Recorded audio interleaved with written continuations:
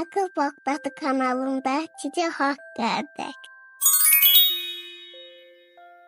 Bağışlayan və mehriban Allahın adı ilə. Salam Sümeyyə bacının şirin, şəkər, gül balaları. Deyin görüm, yeni nağıla qulaq asmağa hazırsınız? O zaman başlayaq. Bu gecənin hekayəsi daş üzərində yazı. Uzaq bir diyarda, kiçik bir kənddə, gözləri həmişə nur saçan, ağıllı, düşüncəli bir oğlan yaşayırdı. Onun adı Mürtəza idi. O, gələcəkdə böyük bir alim, filosof olmaq istəyirdi. Elmə olan marağı, susuz adamın suya olan ehtiyacı kimi idi. Onun ruhunda elə bir işıq yanırdı ki, adi gözlər bunu görə bilmirdi.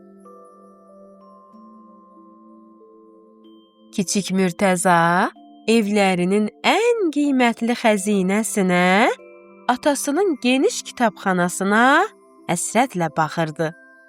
Ora sanki içində minlərlə sir gizlədilmiş mağara idi.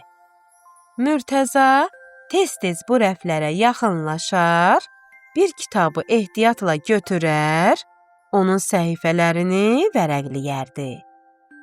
Qədim əlyazmalar, Quran təfsirləri, hədis kitabları, bu kitabların hər biri sanki ona nəsə pıçıldayırdı. Lakin o, bu pıçıltıları başa düşə bilmədiyi üçün qəlbi narahatlıqla dolurdu. Kitabları oxuya bilməmək, oradakı dərin biliklərdən uzaq qalmaq ona çox ağır gəlirdi. Atası, Molla Əli, oğlunun gözlərindəki bu həvəsi, bu alovu dərhal hiss etdi.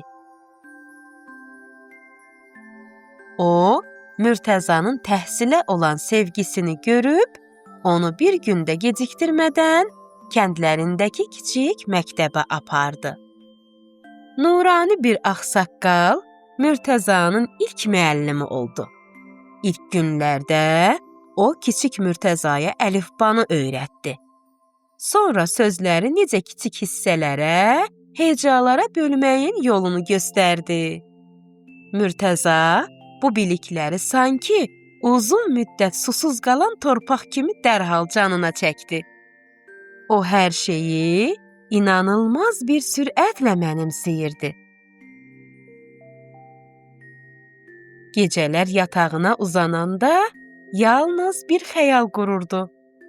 Tezliklə böyüyüb savadlı olacaq və atasının kitabxanasındakı bütün kitabları oxuyacaq. Bir yay səhəri idi.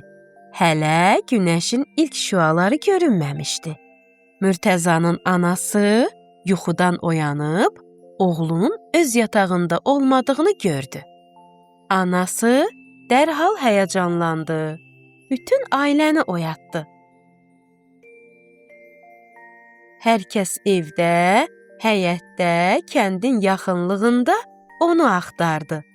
Lakin Mürtəzadan heç bir xəbər yox idi. Günəş artıq üfüqdən baş qaldırmağa başlayanda, kənd sakinlərindən biri narahat atanın qapısını döydü.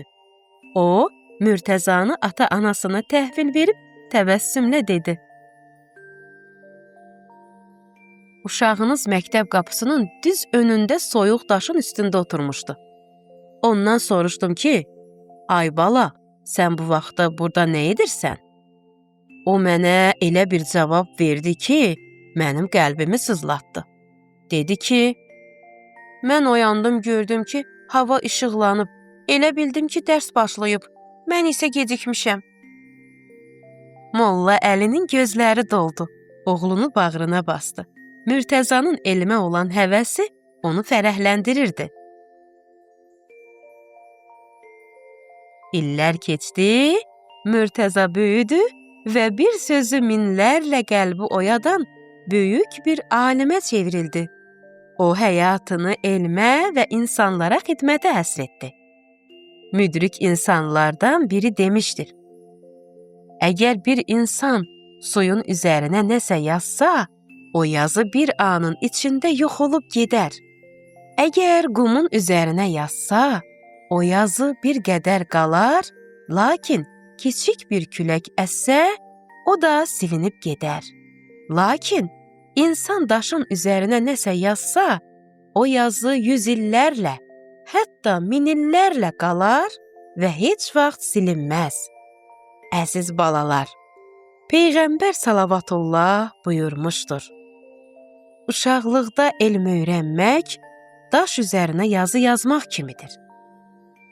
Kiçik Mürtəzanın qəlbində uşaqlıqdan bəri həkk olunan o elm daş üzərindəki yazı kimi qalıcı oldu və o, ömrünün sonuna qədər bu biliyi özü ilə daşıdı. Onu başqalarına çatdırmaq üçün bir çıraq oldu. Əziz balalarım, nağılımız barəsində şəkil çəkib bizə göndərməyi unutmayın. Mənim gözəl, şirin, şəkər, gül balalarım, nağıllarımız barədə şəkillər çəkib bizə göndərdiyiniz üçün sizə xüsusi minnətdarlığımızı və təşəkkürümüzü bildiririk. Həqiqətən də çəkdiyiniz şəkillərin hər birisi gözəldir.